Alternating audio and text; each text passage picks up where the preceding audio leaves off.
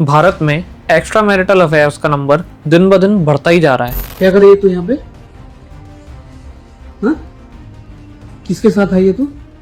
रोज एक नई इंटरनेट पे वीडियो वायरल होती है जिसमें कोई ना कोई रंगे हाथ पकड़ा ही जाता है। कहीं कोई वाइफ अपने हस्बैंड को किसी होटल में पकड़ रही है, तो कहीं किसी की वाइफ खुलेआम अपने लवर के संग घूम रही है और अपने लवर के संग घूमते हुए पकड़ी जा रही है। और इन लोगों को तो आप सेपरेट भी नहीं कर सकते। मतलब ऐसा नहीं है कि कुछ पर्टिकुलर बैकग्राउंड के लोग ही ये कर रहे हो या पर्टिकुलर एज के लोग कर रहे हो, ज्यादा अमीर सोसाइटी वाले कर रहे हो या ज्यादा गरीब सोसाइटी वाले कर रहे हो। चीटिंग बिलियनर्स के साथ भी हो रही है और गरीबों के साथ भी हो रही है। लव मैरिज वालों के साथ भी चीटिंग हो रही है और अरेंज मैरिज वालों के साथ भी चीटिंग हो रही है। पुलिस वाले भी पकड़े जा रहे हैं और बिजनेसमैन भी पकड़े जा रहे हैं। और जॉब कल्चर में तो ये चीज इतनी नॉर्मलाइज हो गई है कि अगर किसी बंदे को पता पड़ता है तो उसके लिए कोई नई बात नहीं होगी है। बिहार में एक ऐसा ही केस सामने आया जिसमें एक पति ने अपनी पत्नी को रंगे हाथों पकड़ा और उसके बाद अपनी पत्नी की उसके लवर के साथ शादी करा दी। लेकिन इन केसेस में हर बार हैप्पी एंडिंग नहीं होती है। कई बार ये केसेस बहुत ज्यादा अगली टर्न भी ले लेते हैं और उनमें मर्डर तक हो जाता है। आप लोगों को मेरठ का एक केस तो याद ही होगा जिसमें मुस्कान रस्तोगी अपने लवर के साथ मिलकर अपने हस्बैंड को मार देती है। और फिर उसके बाद आता है जयपुर का एक केस जिसमें औरत अपने लवर के संग खुलेआम घूम रही है। अपने हस्बैंड के मरने के बाद अपने लवर के साथ जाके खुलेआम अपने लवर के साथ अपने हस्बैंड की लाश को डिस्पोज करने जा रही है। और सिर्फ इतना ही नहीं, आप ये बात सुन के हैरान हो जाओगे कि इंडिया में एक ऐसी ऐप भी एग्जिस्ट करती है जो सिर्फ मैरिड लोगों के लिए है। आई मीन सोच के देखो, मैरिड लोगों के लिए डेटिंग एप्स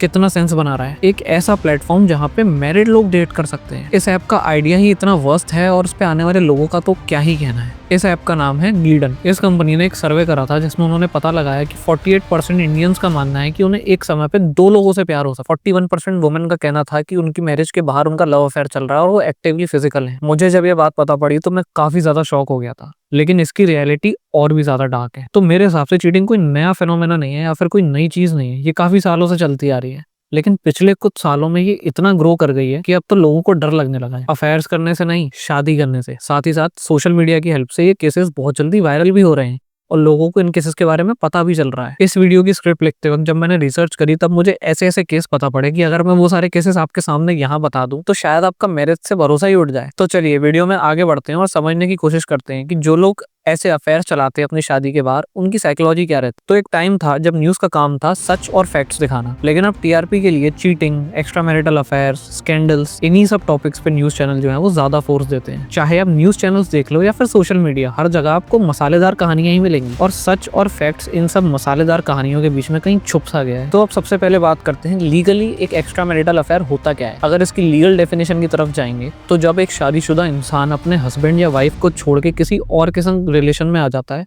उसे एक्स्ट्रा मैरिटल अफेयर कहते हैं और ये हमारे कानून में अडल्ट्री माना जाता है। 2018 से पहले ये एक पनिशेबल ऑफेंस हुआ करता था, लेकिन 2018 में सुप्रीम कोर्ट ने इस लॉ को हटा दिया, जिसका इफेक्ट ये हुआ कि ग्लीडन जैसी डेटिंग एप्स मार्केट में काफी ज्यादा पॉपुलर हो गई। इन डेटिंग एप्स पे तेजी से सब्सक्रिप्शन बढ़ने लगा, लोग ओपनली अडल्ट्री में इन्वॉल्व होने लगे। 2018 से 2020 सिर्फ इन 2 सालों के अंदर ग्लीडन ने अपने ऐप पे 9 लाख यूजर ऐड करे। और आप अगर जनरली भी देखो तो एक्स्ट्रा मैरिटल अफेयर की जो बातें हैं जो न्यूज मीडिया में आने लगी हैं वो पिछले 10-15 साल में ही ज्यादा आने लगी हैं। इससे पहले एक्स्ट्रा मैरिटल अफेयर इतना पॉपुलर नहीं था इंडिया में। और ऐसा नहीं है कि पहले अफेयर्स नहीं होते थे, पहले भी अफेयर्स हुआ करते थे, लेकिन उनकी एक्सेप्टेंस बहुत कम हुआ करती थी। इसके काफी सारे एग्जाम्पल्स हैं बॉलीवुड सेलिब्रिटीज, जैसे कि धर्मेंद्र और हेमा मालिनी का अफेयर। धर्मेंद्र हेमा मालिनी के साथ रिलेशनशिप में थे जबकि वो ऑलरेडी मैरिड थे और उनके 4 बच्चे भी थे। उसके बाद आ जाते हैं मिथुन और श्रीदेवी के अफेयर पे। इन दोनों का अफेयर भी काफी फेमस था और लोगों का तो ये तक मानना था कि इन लोगों ने चुपके शादी भी कर ली है। इसके बाद आ जाते हैं अरुणा ईरानी, जिसने सीक्रेटली शादी कर ली थी फिल्मों के डायरेक्टर कुकू कोहली से। और हैरानी की बात तो ये थी कि ये डायरेक्टर ऑलरेडी मैरिड था और जब इनसे पूछा गया कि आपने ऐसा क्यों करा, तब इनका जवाब कुछ ऐसा था। My relationship with Coco Kohli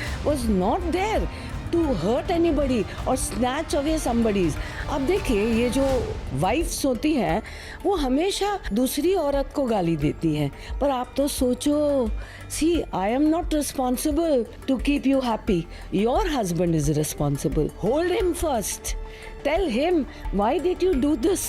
उनको आप बोलिए ना, मैं कोई घर तोड़ने के लिए नहीं, मैंने। तो जब वाइफ्स दूसरी औरत को गाली देती हैं तो एक बार उन्हें अपने हस्बैंड से भी कुछ सवाल पूछने चाहिए। अब अगर हम इस बारे में बात करेंगे कि औरतों को क्या करना चाहिए और क्या नहीं, तो ये बहुत ही ज़्यादा प्रॉब्लमेटिक हो जाएगा और बहुत ही ज़्यादा खिंच जाएगी वीडियो, तो इसलिए इसके बारे में कभी और बात करेंगे। अब बात करते हैं सर्वे की जो ग्लीडन ऐप ने 2020 में करा था। ये सर्वे 25 से 50 साल की उम्र के बीच के लोगों में करा गया था और इंडिया की टॉप सिटीज में करा गया था, जिसमें 55 इंडियंस ने बोला कि हमने कभी ना कभी अपने पार्टनर को चीट करा है, जिसमें से ज्यादातर वुमेन थी। सबसे ज्यादा एक्स्ट्रा मैरिटल अफेयर्स जहां हो रहे थे उन सिटीज में सबसे टॉप पे थे बेंगलोर, कोलकाता एंड मुंबई। इस सर्वे के बाद एक मिथ भी ब्रेक हो गया कि सारे आदमी ही चीट करते हैं, क्योंकि जब सर्वे की रिपोर्ट बाहर आई तो पता चला कि वुमेन भी इसमें इक्वली कंट्रीब्यूट कर रही हैं और इक्वली चीट कर रही हैं अपने पार्टनर को। इस सर्वे में 48% लोगों ने बोला कि एक टाइम पे दो लोगों से प्यार हो सकता है। 46% ने बोला कि पार्टनर से प्यार होने के बावजूद भी हम चीट कर सकते हैं फॉर सम फिजिकल नीड्स या फिर एक्सेट्रा एक्सेट्रा, जो भी उनके नीड्स फुलफिल नहीं हो पा रहे हैं। तो 7% लोगों ने कहा कि अगर उनका पार्टनर चीट करे तो वो विदाउट एनी सेकंड थॉट अपने पार्टनर को माफ कर देंगे। 40% ने कहा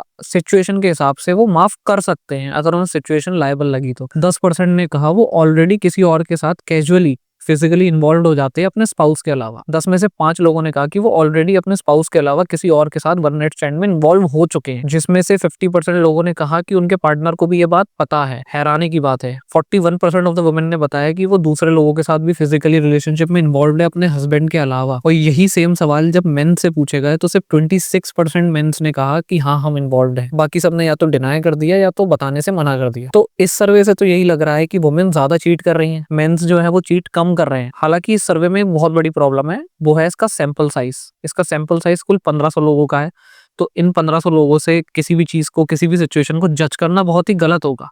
लेकिन इससे आपको इस बात का तो अंदाजा लग ही गया होगा कि हमारे देश में आखिर चल क्या रहा है। तो अब असली सवाल ये है कि लोग आखिर चीटिंग करते क्यों हैं। जैसे मैंने आपको बताया कि ये किसी पर्टिकुलर क्लास या सोसाइटी या बैकग्राउंड के लोग नहीं कर रहे हैं, हर कोई कर रहा है इसमें। हर किसी प्रकार के हर सोसाइटी का आदमी, हर क्लास का आदमी, हर बैकग्राउंड का आदमी इसमें कहीं ना कहीं इन्वॉल्व है। जैसे बिहार के एक केस में एक लड़की की 12 साल पहले लव मैरिज हुई थी, उसके 3 बच्चे भी थे, फिर भी उसे किसी और आदमी से प्यार हो गया। जिस आदमी से उसे प्यार हुआ उस आदमी के भी 2 और बच्चे थे। जब उसके हस्बैंड ने अपनी वाइफ को किसी और के साथ नंगे हाथों पकड़ लिया तो ऑन द स्पॉट अपनी वाइफ की उस आदमी के साथ शादी करा दी। और ये तो बस शुरुआत है। ये है उत्तर प्रदेश का एक केस जिसमें हस्बैंड ने अपनी वाइफ को अपने लवर के साथ पकड़ लिया और उन्होंने भी अपनी वाइफ की शादी करवा दी और साथ ही साथ अपने दोनों बच्चों की रिस्पॉन्सिबिलिटी भी ले ली। और अगर आपको ये लग रहा है कि ये केसेस सिर्फ यूपी और बिहार में ही आ रहे हैं तो ये लोग तेलंगाना का भी एक केस सुन लो। चलो, अगर आपको लग रहा है कि इन केसेस में ज्यादातर मिडिल क्लास लोग इन्वॉल्व हैं तो आप ये केस भी सुन लो। प्रसाना एक बिलियनर है जिन्होंने रिपलिंग नाम की एक कंपनी फाउंड की थी जिसका वैल्यूएशन आज $10 बिलियन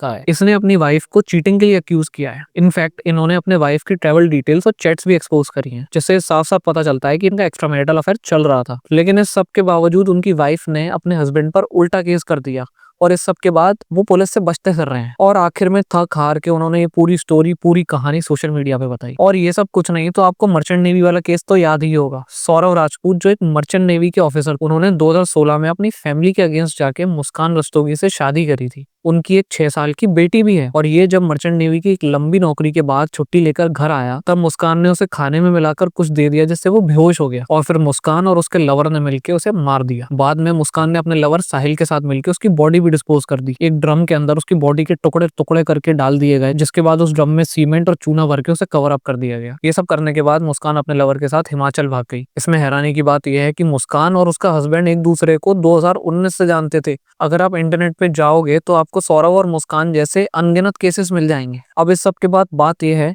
कि सबका सॉल्यूशन क्या है। शादी मत करो। लड़के कहते हैं कि आजकल हम लड़कियों पे ट्रस्ट ही नहीं कर सकते, और लड़कियों से अगर पूछा जाए तो उनका कहना है कि लड़कों की तो फितरत ही ऐसी होती है, उन पे तो आप ट्रस्ट कर ही नहीं सकते, वो तो चीट करते ही हैं, वो तो लॉयल होते ही नहीं है।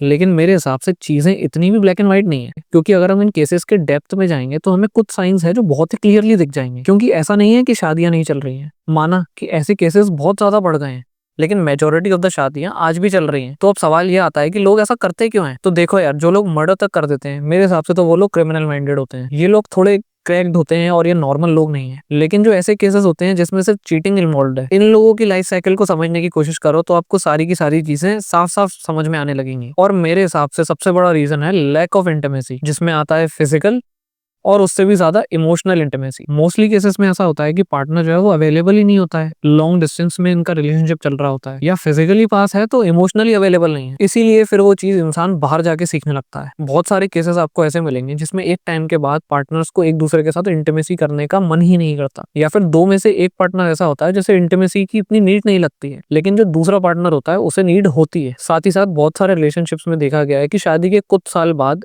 किसी एक पार्टनर का अट्रैक्शन थोड़ा कम हो जाता है दूसरे के प्रति, क्योंकि वो उन्हें टाइम देना कम कर देते हैं या फिर खुद पे ध्यान देना कम कर देते हैं, एक्सेट्रा एक्सेट्रा, जो भी रीजन हो। लाइफ थोड़ी बोरिंग बन जाती है या एडवेंचर खत्म हो जाता है। इनफैक्ट एक सर्वे के मुताबिक 77% ऑफ द वुमेन बोर्डम की वजह से चीट करती हैं, क्योंकि उनकी डेली लाइफ बहुत मोनोटोनस हो जाती है। और ये मेन और वुमेन दोनों के लिए इक्वली ट्रू है। आप लोगों को शायद याद होगा अतुल सुभाष वाला केस, उसमें भी इसी तरह डिटेल्स निकल कर आई थी। इसीलिए लड़ाइयां स्टार्ट होती हैं, मैरिटल डिस्कॉर्ड होता है और फिर बाहर किसी और के साथ अपनी नीड्स पूरी करी जाती हैं। अब मैं ये नहीं कहूंगा कि ये नीड्स सिर्फ फिजिकल होती हैं, कुछ इमोशनल भी होती हैं, और मेजरली फिजिकल से ज्यादा इमोशनल नीड्स होती हैं जो लोग बाहर ढूंढने जाते हैं, लेकिन इवेंचुअली एंड अप होते हैं फिजिकल नीड्स पे। और कोविड में ना ये प्रॉब्लम बहुत ज्यादा बढ़ गई थी, इसलिए पिछले कुछ सालों में ना इसके केसेस बहुत ज्यादा सामने आने लगे हैं। जिम ट्रेनर्स और मिडिल एज की जो वुमेन्स होती है उन सबके केसेस भी काफी कॉमन हो गए हैं। इसके अलावा कुछ ऐसे केसेस भी हैं जिसमें रिवेंज चीटिंग सुनने में आई है। मतलब एक पार्टनर जब दूसरे पार्टनर को चीट कर देता है, उससे रिवेंज लेने के लिए दूसरा पार्टनर भी सेम चीज करता है और अपने पार्टनर को चीट करता है, ताकि वो उसे सबक सिखा सके या इमोशनली अपने आप को सेटिस्फाई कर सके। सेकंड इशू मेरे हिसाब से कंपेटेबिलिटी का है। भारत में जो 90% शादियां हो रही हैं वो अरेंज मैरिज है, लव मैरिज नहीं है। और इसमें मेजरली ये होता है कि लड़का लड़की एक दूसरे को समझ नहीं पाते हैं, उनके ख्याल एक दूसरे से मैच नहीं करते, इसी वजह से एक दूसरे में ये प्रॉब्लम्स आने लगती। अब आज से 10-15 साल पहले जब अरेंज मैरिजेस होती थी तब बात अलग हुआ करती थी। तब के जमाने में फ्रीडम सिर्फ लड़कों के पास हुआ करती थी, लड़कियों के पास इतनी नहीं होती थी, उनके पास इतना एक्सपोजर ही नहीं था कि वो चीट कर सके। और तब भी शायद ऐसे केस होते होंगे, लेकिन इतने वायरल नहीं होते होंगे क्योंकि तब सोशल मीडिया नहीं था। आज भी ऐसे बहुत सारे केसेस हैं जिसमें घर वाले जबरदस्ती आपकी शादी करवा देते हैं, उसके बाद ना लड़की खुश रह पाती है ना लड़का, और वो अपनी खुशी कहीं और ढूंढने लगते हैं। इसीलिए ऐसे केसेस में चीटिंग होना कोई शॉकिंग बात तो नहीं है। और इंटरेस्टिंग बात तो ये है कि जब से सुप्रीम कोर्ट ने आर्टिकल 377 को रिवोक करा है, तब से ऐसे केसेस को पकड़ा जाना, ऐसे केसेस का न्यूज आना, ऐसे केसेस को ओपनली सबके सामने आना बहुत कॉमन हो गया है। तीसरा इसका सबसे बड़ा रीजन है इन्फ्लुएंस और एक्सेसिबिलिटी। मान लो कि ऐसा कोई रिलेशनशिप है जिसमें इंटीमेसी और कंपैटिबिलिटी दोनों ही नहीं है, ऊपर से आजकल का पॉप कल्चर जो उन्हें इनफिडेलिटी के लिए इन्फ्लुएंस करता है। My choice, marry not to marry, to have sex before marriage, to have sex outside the marriage. आजकल मार्केट में आने वाली 90% ऑफ द वेब सीरीज की यही स्टोरीज होती हैं। मूवीज में भी ये स्टोरीज काफी ज्यादा पॉपुलर हैं। कुछ हमारे सो कॉल्ड बॉलीवुड सेलिब्रिटीज भी इस बात का एग्जांपल सेट कर देते हैं कि भाई हमें तो जो करना है हम वो कर सकते हैं, है ना, आप फ्री हो, आपको जो करना है, आपको जैसे रहना है, आप अपनी शादी में खुश नहीं हो तो आप दूसरे के संग अफेयर कर लो। पर ये लोग कभी ये नहीं सोचते कि जिसके संग चीट हो रहा है उसे कैसा फील होगा। आप तो अपनी खुशी ढूंढ रहे हो, पर जिस बंदे के साथ चीट हो रहा है, जो अपनी रिलेशनशिप में लॉयल है, वो कैसा फील करेगा उसके बारे में कोई नहीं सोचता। और अगर आपको इतनी ही दिक्कत है तो आप डिवोर्स क्यों नहीं लेते हो, इसके बारे में कोई बात नहीं करता, क्योंकि इसमें मसाला नहीं है, मसाला लव अफेयर्स में है। वेब सीरीज और मूवीज के इन्फ्लुएंस की वजह से ओपन मैरिजेस जैसे कॉन्सेप्ट इंडिया में बहुत आम होने लगे हैं। दोस्तों, ओपन मैरिज का कॉन्सेप्ट इतना घटिया कॉन्सेप्ट है, इतना मोरली ये कॉन्सेप्ट इतना घटिया, इतना गलीच और इतना नीच है ना, कि जो भी इंसान इसे फॉलो कर रहा है, आई डोंट नो हाउ, वो दिमाग में क्या सोचता है, उसकी वे ऑफ प्रोसेसिंग थिंग्स क्या है। वुमेन एम्पावरमेंट के नाम पे जो फिल्में बनती हैं उसमें ज्यादातर यही दिखाया जाता है कि अगर वुमेन चीट कर रही है तभी वो एम्पावर्ड फील कर रही है, और अगर वो चीट नहीं कर रही तो वो बहुत ही ज्यादा दबी दबी सी है, समाज से डरी हुई है, रेबेल नहीं है। साथ ही साथ सोशल मीडिया पे भी इस चीज का इन्फ्लुएंस बहुत ज्यादा बढ़ता जा रहा है। आप दूसरे की लाइफ को देखते हैं, अपनी लाइफ को उनकी लाइफ से कंपेयर करते हैं और देखते हैं कि यार इसकी लाइफ तो इतनी बढ़िया चल रही है, हमारी मैरिड लाइफ में तो इतना प्यार है ही नहीं, इतना कुछ है ही नहीं, तो हम भी कहीं और अपनी खुशियां ढूंढ लेते हैं। पर ऐसा होता नहीं है, क्योंकि सोशल मीडिया पे जो आप पोस्ट देखते हैं वो आपके one of the best moments होते हैं, जिसमें आप खुश हो या नहीं हो वो उससे कुछ फर्क नहीं पड़ता, बस खुश दिखना जरूरी होता है। और यही चीजें बाकी सबको इन्फ्लुएंस करती हैं। साथ ही साथ मैरिड लोगों के लिए डेटिंग एप्स तक बन गए हैं। तो जब एक्सेस इतना इजी है, अगर किसी इंसान को चीट करना है तो उसे बस थोड़ी सी मोटिवेशन चाहिए और वो चीट कर सकता है। तो ऑब्वियस सी बात है, इन केसेस में राइस तो आएगा ही। पर लोग इस बात को ये कभी नहीं समझते कि एक एक्स्ट्रा मैरिटल अफेयर उनकी लाइफ को कितना कॉस्टली पड़ता है। सिर्फ एक गलत अफेयर और आप कितने बड़े ट्रबल में फंस सकते हो, चाहे आप वाइफ हो चाहे आप हस्बैंड हो। अगर आप वाइफ हो तो आपकी जिंदगी तो ऑलरेडी खराब हो ही रही है, क्योंकि समाज में हमेशा फिर आपको बुरी नजर से ही देखा जाएगा। और अगर आप एक आदमी हो तो आपको एलिमनी चार्जेस सब कुछ फेस करने पड़ेंगे, आपके साथ किसी भी तरीके का अब्यूज और ब्लैकमेल करा जा सकता, और आप उसके लिए कुछ भी नहीं कर पाओगे, क्योंकि आप ये चीजें किससे डिस्कस करोगे। ये चीजें ऐसी हैं कि आप किसी से डिस्कस भी नहीं कर पाते हो। यहाँ तक कि पुलिस कंप्लेन भी किस मुंह से करोगे कि मैं चीट कर रहा था, एक्स्ट्रा अफेयर चल रहा था मेरा, अब मुझे ब्लैकमेल कर रहा था सामने वाला। चलो सुप्रीम कोर्ट ने अडल्ट्री को भले ही पनिशेबल ऑफेंस नहीं बनाया है, पर डिवोर्स के लिए एक वैलिड ग्राउंड माना जाता है। और जितने भी लोग सोच रहे हैं ना कि डिवोर्स करना आजकल की डेट में बहुत ज्यादा कॉमन है और क्या ही फर्क पड़ जाता है, डिवोर्स कर लिया आप किसी और को ढूंढेंगे, तो दोस्तों मैं आपको एक सच्चाई बता दूं, डिवोर्स करना कहने में बहुत आसान लगता है, लेकिन एक डिवोर्स के बाद दो लोगों की जिंदगी कभी भी वैसी ही नहीं रहती जैसे वो पहले हुआ करती थी। हाँ, उन्हें एक दूसरे से फ्रीडम जरूर मिल जाती है, लेकिन साथ ही साथ बहुत सारा बैगेज भी मिलता है जो उन्हें जिंदगी भर कैरी करना पड़ता है। और साथ ही साथ अगर आपके बच्चे भी हैं तो आपकी जिंदगी के वैसे ही झंड होने वाली है। तो इस सब रिसर्च के बाद मैं आखिरी में यही कहना चाहूंगा कि इस बात पे गर्व करना छोड़ दो कि इंडिया में डिवोर्स रेट सबसे कम है, क्योंकि सच्चाई क्या है ये तो आप सभी जानते हैं। अब वो जमाने गए जब लोग कॉम्प्रोमाइज करते थे, अब लोग चीट करते हैं। बाकी अगर ये वीडियो अच्छी लगी हो तो मेरी वीडियो पे एक लाइक देके जरूर जाना, मेरे चैनल को सब्सक्राइब करे बिना बिल्कुल मत जाना, शेयर कर दोगे तो क्या ही बात होगी। बाकी मिलते हैं आपसे नेक्स्ट वीडियो में और एक इंटरेस्टिंग टॉपिक के साथ।